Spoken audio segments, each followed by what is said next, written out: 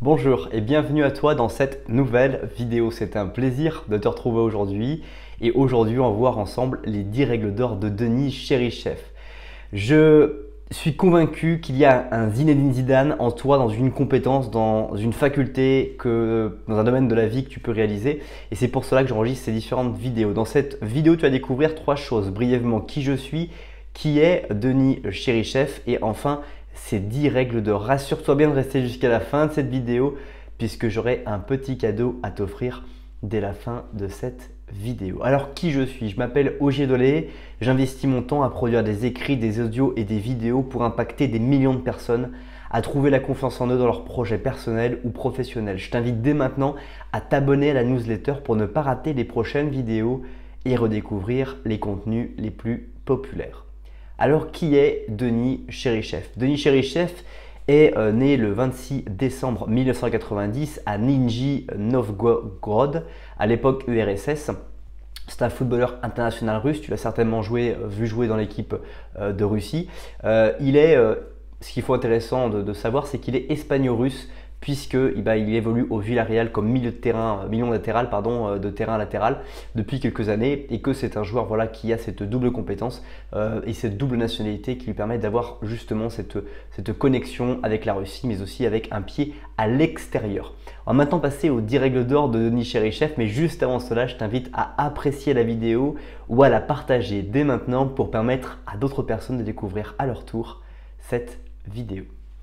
Alors la première règle d'or de Denis Cheryshev, c'est de travailler dur. Pour lui, c'est quelque chose de vraiment important.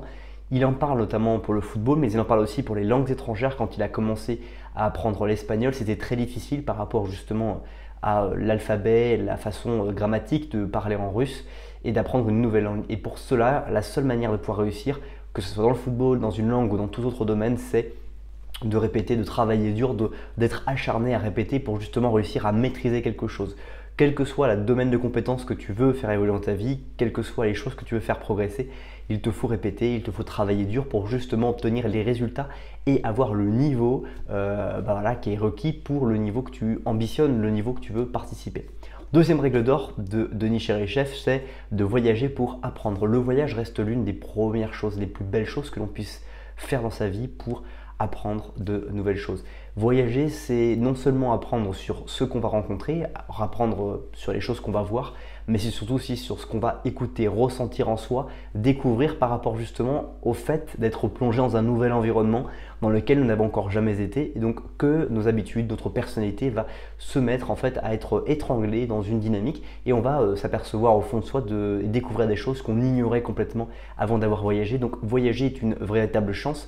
Plus tu vas voyager seul, comme j'ai pu le faire à une quinzaine de reprises en solitaire, plus tu vas réussir justement à découvrir qui tu es, affûter ta personnalité, et plus tu vas voyager dans des conditions de plus en plus rudes, de plus en plus spontanées, et plus tu vas réussir à découvrir justement des situations multipliées, des situations difficiles, complexes, et apprendre à toujours garder une motivation interne et non pas te focaliser sur les événements que tu ne maîtrises absolument pas.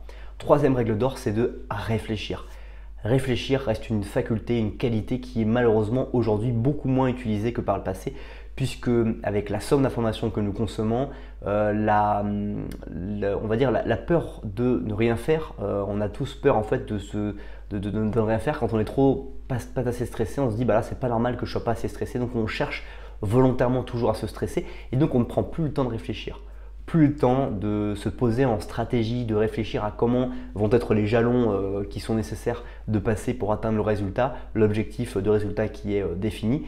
Et ce temps de réflexion est toujours un temps qui va te permettre de découvrir quelles sont pour toi les prochaines étapes et quelles sont aussi la vision que tu as et comment tu peux la remettre en question, parce qu'on peut remettre une vision en question régulièrement, mais de toujours garder un cap et de se définir les jalons qui vont être nécessaires pour atteindre ce cap. Quatrième règle d'or, c'est de se concentrer sur ce que l'on veut uniquement. On pourrait se focaliser sur tout ce que l'on ne veut pas dans sa vie, mais il y a quand même une espèce de loi d'attractivité que tu peux connaître certainement, c'est que lorsque tu te dis que tu ne veux pas que quelque chose se passe, très généralement, qu'est-ce qui se passe? Il se passe cette chose que tu ne voulais pas qu'il se passe. Donc c'est comme si finalement le cerveau n'entendait pas la négation, mais entendait exclusivement le côté positif d'une phrase. Il ne voit que les choses et les mots les plus importants d'une phrase sans mémoriser la négation. Donc il est toujours intéressant de se focaliser que sur ce que l'on veut pour provoquer en fait finalement ce repérage, cet auto-centrage qu'on va avoir intuitivement, mentalement, personnellement sur justement ce que l'on veut et non pas sur ce que l'on ne veut pas. Car lorsqu'on va se focaliser sur ce qu'on ne veut pas, je ne veux pas fumer, je ne veux pas boire de l'alcool, etc. Si on se met finalement à se focaliser que sur ça, le corps n'entend uniquement que alcool, que fumer, et donc il entend des actions qui sont complètement contraires à celles que l'on envisage. Donc plutôt, je veux être en bonne santé, je veux pratiquer du sport régulièrement, je veux bien manger, je veux me nourrir correctement. Toutes ces phrases positives qui vont un petit peu hacker notre système vont être bénéfiques et vont nous permettre d'aller vers ce que l'on veut réellement. Cinquième règle d'or, c'est croire que c'est possible. Au même titre que ce qu'on a vu, d'aller vers ce que l'on veut et s'éloigner de ce qu'on ne veut pas, croire que c'est possible est une dynamique qui va te permettre de te mettre dans les mouvements, d'avancer en ignorant que c'est peut-être impossible, en ignorant les pensées limitantes ou les personnes qui vont te dire que les choses que tu veux envisager sont absolument impossibles. Croire que c'est possible, c'est s'autoriser finalement un raccourci mental que les actions que tu vas entreprendre sont novatrices et vont apporter un résultat qui est différent de la normale parce que justement la somme d'ingrédients que tu as mis dans cette recette va être complètement différente. Sixième règle d'or, c'est d'agir quand l'essentiel est en jeu. Agir lorsqu'on sent qu'il y a une grosse peur, agir lorsqu'on sent finalement que les choses nous échappent, c'est la meilleure façon d'avancer. Parce que des fois, on va rester passif. On va par exemple, si on reprend le cas de Denis Cherichev, ce qu'il explique, c'est que quand tu perds un match, tu peux être tenté de ne plus courir, tu peux être tenté de ne rien faire, etc. Et au final, qu'est-ce qui se passe? Tu vas vraiment perdre ce match. Alors que si tu agis, quand tu perds ce match, plus tu perds le match, plus tu agis encore plus frénétiquement et plus finalement tu te donnes des chances, tu t'autorises mentalement, personnellement, à peut-être changer le résultat par tes actions. Par contre, si tu ne fais rien, tu ne changeras pas le résultat parce qu'il n'y aura pas de but marqué. Et si tu n'entreprends rien, tu ne marqueras aucun but, donc tu ne pourras pas renverser le score qui est de plus en plus établi chaque minute de plus. Septième règle d'or, c'est ne pas se retourner, regarder les perspectives devant soi.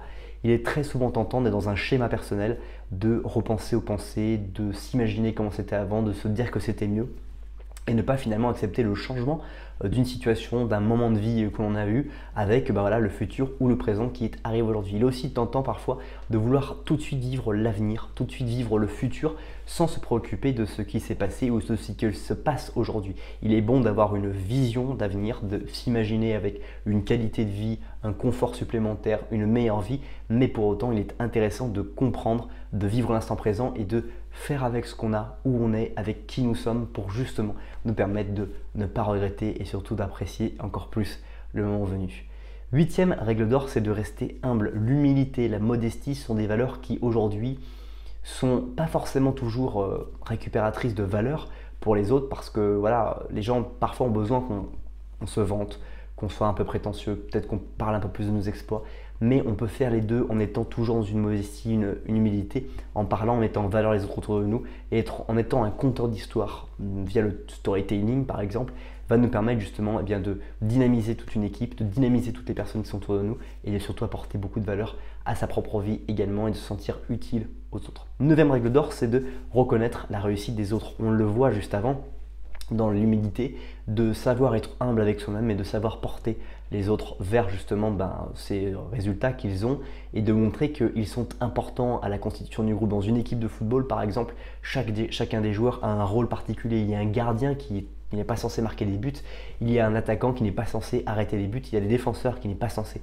marquer beaucoup de buts, mais plutôt de défendre, d'arrêter les ballons, d'empêcher les adversaires de se mettre en situation de tirer. Et donc chacun a un rôle finalement dans une équipe et c'est important de respecter ces rôles et de ne pas vouloir mettre tout le monde dans un même panier et imaginer qu'une équipe n'est faite que de marqueurs ou d'arrêteurs de ballons entre guillemets. Enfin, dixième et dernière règle d'or, c'est de rendre ce qui nous a forgé. Tu as appris beaucoup de choses au cours de ta vie. Si on se fait un rapide check-up, tu vas te rendre compte qu'il y a beaucoup de personnes qui t'ont apporté énormément de choses. Où se trouvent ces personnes aujourd'hui, dans quels environnements et comment pourrais-tu éventuellement rendre la monnaie de la pièce des personnes qui t'ont appris dans l'environnement dans lequel elles se trouvent. Par exemple, quand tu as eu un super enseignant qui aujourd'hui a changé d'établissement ou dans une association, comment peux-tu lui rendre un petit peu une monnaie de sa pièce sur ce qu'il t'a enseigné, appris, dynamisé pour justement le soulager, lui apporter de la valeur en retour et lui donner un retour sur investissement. Il n'y a rien de mieux que dans la vie de donner des retours sur investissement aux autres personnes qui ont investi sur nous finalement parce que c'est absolument génial. Pour eux, c'est vraiment leur faire la boucle et aussi pour nous, c'est apprendre une nouvelle chose penser à l'autre et se tourner justement pas forcément que vers soi mais vers l'autre personne, lui rendre la monnaie de sa pièce, lui donner un retour sur investissement pour justement lui permettre d'avancer encore et encore. C'est déjà la fin de cette vidéo, merci beaucoup pour le temps que tu as consacré à visionner cette nouvelle vidéo. Si ce n'est pas encore fait, je t'invite à nouveau à t'abonner à la newsletter, je t'offrirai un petit cadeau, 7 livres impactants et inspirants dès que tu m'enverras naturellement voilà, ta demande de newsletter, d'abonnement à la newsletter gratuite. Passe une très bonne suite de journée et je te dis à bientôt pour une prochaine vidéo.